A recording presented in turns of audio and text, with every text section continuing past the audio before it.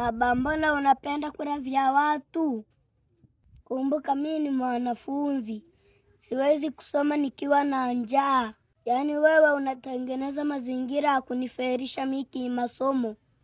Nikisoma na njaa, mwalimu akiniuliza kwamba mafurusoma mimi nawaza ugali.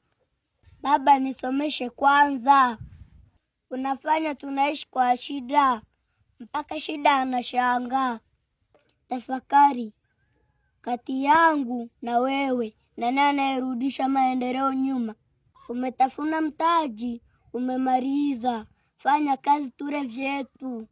Kula chako kidogo ni vizuri kuliko kuvimbiwa kwenye miji.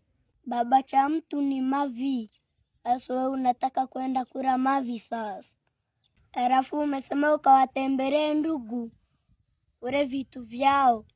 Kuwatembelea ndugu sio shida, lakini hapo kwenye kula vitu vyao hapo umenichanganya. Hakuna kitu kinamchosha ndugu kama akiona kila siku anakusaidia wewe tu, halafu wewe hujawahi kumsaidia. Haya, kaa hapo sasa. Fikiria, unaenda kula kwa watu, halafu hao watu ni wafanya biashara. We mtaji wako umetafuna, halafu unaenda kula faida ya wafanya biashara wenzako. We ni mjanja. Ukiendelea hivyo utachukua tuzo ya mwanaume maskini duniani. Sasa na mimi leo siendi shule, naenda kutafuta ugali kwa shangazi kule.